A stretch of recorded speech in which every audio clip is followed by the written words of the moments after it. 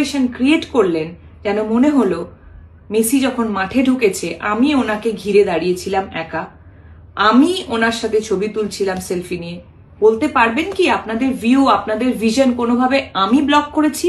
10:15 নাগাদ ওনার সাথে আমার মিট হয়, আমি ছবি তুলি এবং যখন আমি বেরিয়ে আসছি তখন পিআর টিম থেকে আমাকে রিকোয়েস্ট করা হয়, ওদের পিআর টিম থেকে আমাকে রিকোয়েস্ট করা হয় যদি আমি যুব ভারতীতে যাই তাহলে ওনাদের জন্য খুব সুবিধে হয়, কারণ ওখানেও নানান রকম ব্যবস্থাপনা ছিল মেসিকে ঘিরে। 11টা নাগাদ মেসি ঢোকেন এবং ঢোকার পর যে ক্যাওসটা শুরু হয়, যে ডিজাস্টারটা হয়, সেটা আমি নিজের চোখে দেখেছি। আমি মাঠে বসে নিজে ওনাকে দেখতে পাচ্ছিলাম না, আপনারা কিভাবে দেখবেন?